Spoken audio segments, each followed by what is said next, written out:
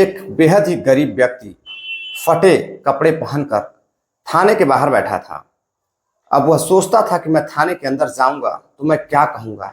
वह बार बार रो रहा था। तभी जो थानेदार होते हैं बाहर निकलते हैं तो देखते हैं कि एक व्यक्ति थाने के बाहर बैठकर रो रहा है। अब वह उस व्यक्ति को अंदर बुलाते हैं, उसको पानी पिलाते हैं। पानी पिलाने के बाद पूछते हैं कि बताइए चाचा, आपकी क्या मुसीबत है, क्या दिक्कत है, क्यों आप रो रहे हैं। वह व्यक्ति बताता है कि साहब, मैं बेहद गरीब आदमी हूँ। मैं थाने में आने से डर रहा था कि पता नहीं मेरी सुनवाई होगी या नहीं। तो जो थानेदार साहब रहते हैं वो कहते हैं कि बिल्कुल सुनवाई होगी, आप बताएं। जो बूढ़े व्यक्ति रहते हैं वह रोते हुए बताते हैं कि साहब, मैं बेहद गरीब आदमी हूँ, मेरी बेटी का कत्ल हुआ है। अब जो थानेदार साहब रहते हैं वह पूछते हैं कत्ल किसने किया है।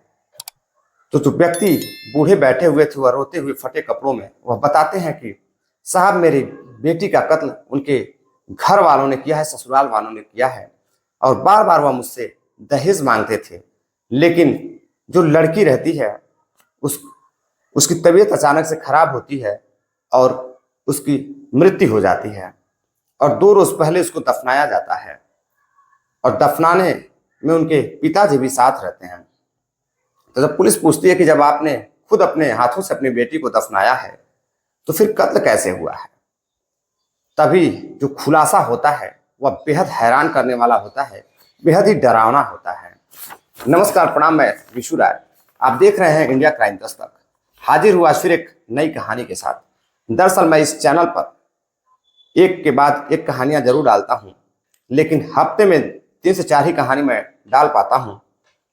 बाकी जो मेरा पुराना चैनल है विशु वारदात तक, आप डेली उस चैनल पर जाकर एक के बाद एक सच्ची घटनाएं जो डेली मैं अपलोड करता हूं आप देख सकते हैं। क्राइम से संबंधित जो भी न्यूज़ हो या कोई भी किसी भी तरह की न्यूज़ स्टोरी हो, मैं उसको हमेशा अपलोड करता रहता हूं। तो कुछ साथी काफ़ी इंतजार करते होंगे कि अक्सर कर इस चैनल पर रेगुलर वीडियो क्यों नहीं आती है। तो जब मैं उस चैनल पर वीडियो डालता हूं तो कई बार ऐसा होता है कि समय नहीं मिलने की वजह से मैं इस पर वीडियो नहीं डाल पाता हूं। इसलिए मैं इसके लिए आप सभी से माफ़ी चाहता हूं। दरअसल एक व्यक्ति जब पुलिस थाने में पहुंचता है, और मैं बात कर रहा हूं मध्य प्रदेश मंदसौर की। मंदसौर में एक थाना लगता है दलौदा थाना। दलौदा थाना के अंतर्गत एक गांव पड़ता है। उस गांव का एक व्यक्ति जिसके परिवार में 5 बेटियां 2 बेटे रहते हैं। रहने का मतलब कि एक बेटी कम हो जाती है जिसकी मौत हो जाती है।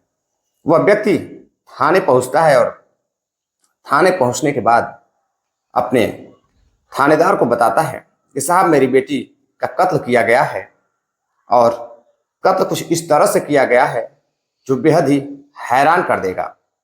अब थानेदार साहब उसकी बात सुनते हैं और उसको लेकर कब्र पर जाते हैं। जो लड़की का पिता होता है उसको लेकर कब्र पर जाते हैं।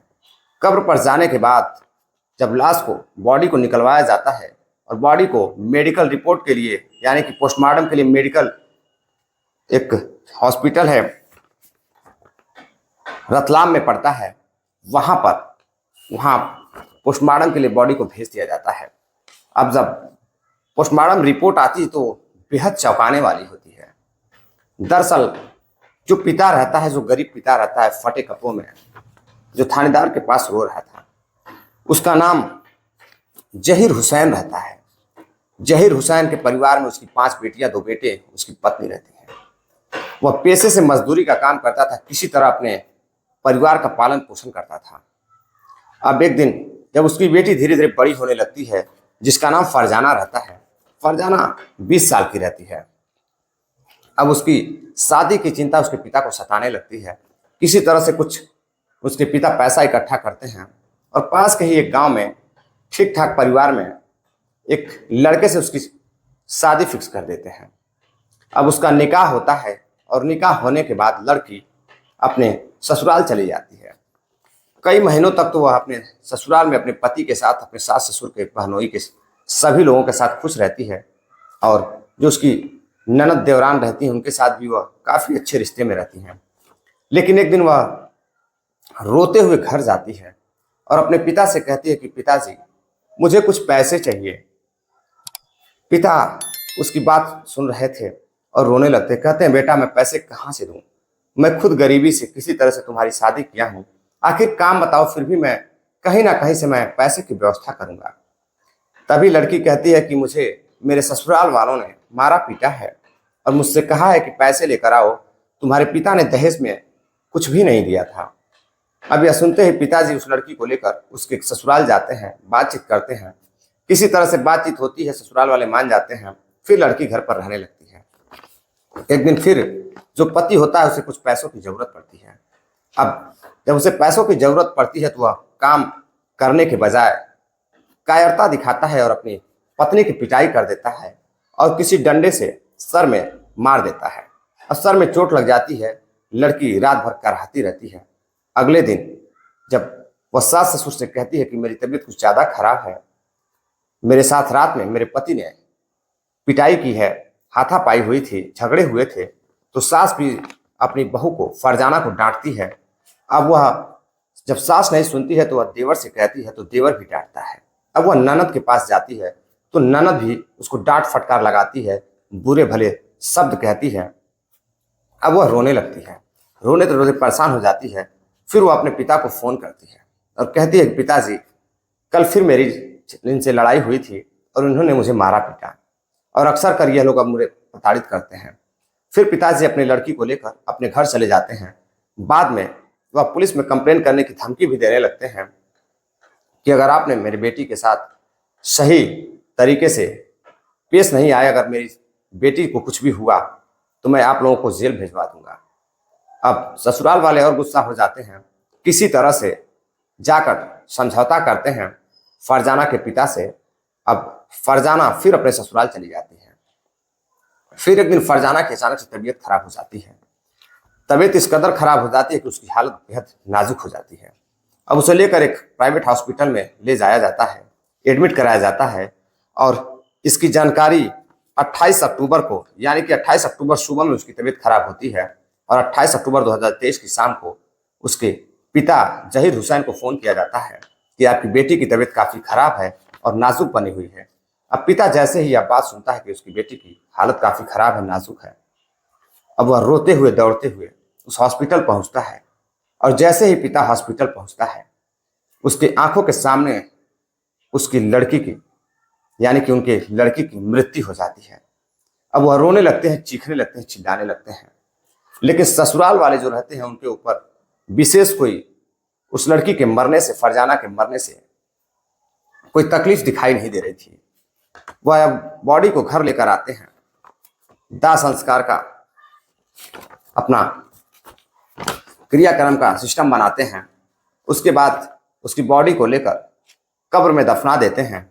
जो उनकी कार्रवाई होती है, उन कार्रवाइयों को करने के बाद पिता और ससुराल वाले अपने अपने घर चले जाते हैं। तभी जब पिता घर पहुंचता है तो देखता है कि उसके मोबाइल पर एक व्हाट्सएप पर कुछ वीडियो आई हुई हैं।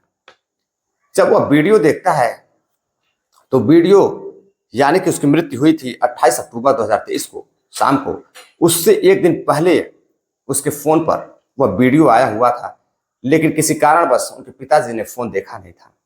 अब जब वह वीडियो खोलते हैं अचानक तो देखते हैं कि उस वीडियो में कुछ ऐसी चीजें थी, कुछ इस तरह की वीडियो थी जिससे अब उन्हें शक होता है कि उनकी बेटी की जो मृत्यु हुई है तबीयत खराब होने से नहीं हुई है, बल्कि उसके साथ ऐसा कुछ किया गया है जिससे उसकी मृत्यु हुई है। दरअसल उस वीडियो में उनकी जो बेटी रहती है वो अपने पिता से कुछ कहती है। अब पिताजी उस वीडियो को लेकर दलौदा थाना पहुंचते हैं और बाहर बैठे रहते हैं। अब वह सोचते हैं कि मैं अंदर जाऊंगा तो पता नहीं थानेदार हमारी बात सुनेंगे कि नहीं सुनेंगे। मैं पैसे वाला भी नहीं हूँ, बेहद कमजोर इंसान हूँ। बैठे रहते हैं, गरीब व्यक्ति रहते हैं। तभी थानेदार साहब बार बार इधर से आते जाते समय देखते हैं कि एक व्यक्ति बैठकर रो रहा है। आखिर क्या बात है? थानेदार साहब उसके पास पहुंचते हैं, जहीर हुसैन के पास जाते हैं और उसको पकड़ते हैं और पूछते हैं कि भाई बताओ चाचा आप क्यों रो रहे हो? जो जहीर हुसैन होता है वह बताता है कि साहब मेरे साथ कुछ ऐसा हुआ है, मेरा सब कुछ लुट गया है और मैं देखता रहा, मैं कुछ कर भी नहीं पाया। अपने हाथों से जिसको मैं दफन करके आया हूं, जिसके कब्र पर फूल माला चढ़ाकर मैं आया हूं, उसका कातिल भी मैं हूं और उसका जिम्मेदार भी मैं हूं। अब यह बात सुनते ही थानेदार साहब उसको अंदर ले जाते हैं, पानी पिलाते हैं और बताते हैं कि बताइए कि मैं आपके लिए क्या कर सकता हूं। फिर वह पिता बताते हैं, वीडियो दिखाते हैं थानेदार साहब को और बताते हैं कि साहब यह मेरी लड़की का वीडियो है, 2 रोज पहले आया था और उसके बाद ही 28 अक्टूबर शाम को उसके ससुराल से मुझे फोन आया था कि उसकी तबीयत काफी खराब है, और जैसे ही मैं हॉस्पिटल पहुंचा मेरे सामने ही मेरी बेटी ने दम तोड़ दिया और मैं इन्हीं हाथों से उसको दफन करके कब्र में आया हूं। और 2 दिन बाद मैं जब घर पहुंचा तो मुझे यह वीडियो दिखाई दी। मुझे शक है कि मेरी बेटी का कत्ल किया गया है। अब पुलिस उनके साथ उस कब्र पे जाती है। कब्र पे जाने के बाद वहां से ग्रामीणों की मदद से कब्र से कंपोज हुई बॉडी को बाहर निकाला जाता है और उसको रतलाम एक मेडिकल कॉलेज में पुलिस पोस्टमार्टम के लिए भेज देती है। अब जब पुलिस पोस्टमार्टम के लिए भेजती है, उससे पहले जो उसके ससुराल वाले रहते हैं कब्र से बॉडी को निकालने नहीं दे रहे थे। पुलिस को काफी परेशानियों का सामना करना पड़ता है। फिर पुलिस किसी तरह से बॉडी को निकालती है। तरह तरह की धार्मिक बातें बताई जाती हैं। पुलिस बॉडी को निकालने के बाद जब पोस्टमार्टम के लिए भेजती है, तो जब अगले दिन पोस्टमार्टम रिपोर्ट आती है तो वह बेहद ही हैरान कर देने वाली थी। जो पोस्टमार्टम रिपोर्ट थी वो इतनी दर्दनाक थी। दर्दनाक कहने का मतलब कि जब डॉक्टर पढ़कर पोस्टमार्टम रिपोर्ट को पुलिस को सुनाते हैं तो अब बताते हैं कि लड़की की मृत्यु गला दबाकर की गई है। उसके शरीर पर कई चोटें भी हैं और जो सर है, जो सिर होता है, उसमें अंदर लाल सा खून जमा हुआ है, यानी कि उसके सर पर गहरी चोट के निशान भी हैं और मस्तिष्क अंदर से सड़ रहा था, सड़न हो रही थी, जिसके कारण भी लड़की की मृत्यु हुई है। और बीमारी, यानी कि लड़की कुछ दिन पहले से बीमार रहने लगी थी और बीमारी का कारण भी वह सर पे लगी हुई चोट, जिसके कारण सिर में सड़न पैदा हुई थी, जिससे लड़की की मृत्यु हुई है। अब पुलिस जैसे ही पोस्टमार्टम रिपोर्ट को देखती है कि यह तो कत्ल का माजरा है, फौरन ही उसके ससुराल जाती है और ससुराल वालों को, ससुराल में उसके पति और उसके ससुर, सास, ननद, भौजाई जितने भी रहते हैं 6 से 7 लोगों को गिरफ्तार करती है। दहेज हत्या के उत्पीड़न में और भी कई धाराएं लगाकर पूरे परिवार वालों को पुलिस जेल भेज देती है। दरअसल एक पिता इसलिए कहता है कि मैं कातिल हूं क्योंकि वह जानता था कि उसकी बेटी के साथ पिटाई होती है, उत्पीड़न होता है, लेकिन वह सिर्फ ससुराल वालों से बात करने के सिवा वह कुछ कह नहीं पाता था, कर नहीं पाता था। काश वह उसी समय, जिस दिन पहली बार वह अपने पिता के पास गई थी पैसे की मांग करने के लिए, उसी समय वह अपनी बेटी को लेकर पुलिस थाने जाते तो शायद आज उनकी बेटी फरजाना जिंदा होती और आज उस बूढ़े पिता, गरीब पिता की आंखों में आंसू ना होते।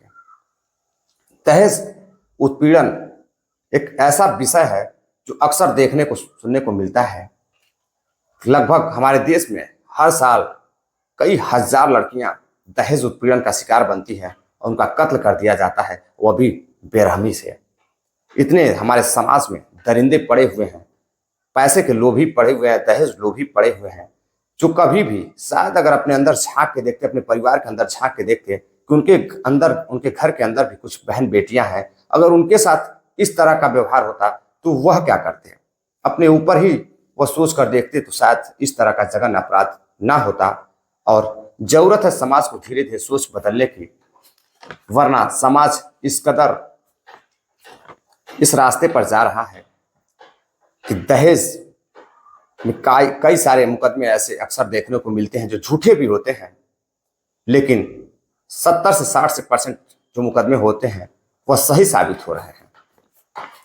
दरअसल इस कहानी को सुनाने का उद्देश्य साथियों आप सभी को जागरूक करना है, सावधान करना है। जागरूक रहें, सावधान रहें। मिलते हैं एक और नई सच्ची घटना के साथ। तब तक के लिए आप लोग अपना ख्याल रखिए, आशीर्वाद दीजिए, प्यार दीजिए, सपोर्ट दीजिए। उम्मीद है आप सभी साथियों को यह जो घटना थी, घटना पसंद क्या आई होगी। कहानी अगर आपको पसंद आई हो, घटना तो बेहद शर्मसार कर देने वाली थी, बेहद तकलीफ देने वाली है। आप सभी साथी इस घटना पर क्या राय है अपना कमेंट अवश्य करें। चलते हैं, चलते चलते आप सभी को नमस्कार, प्रणाम, जय हिंद।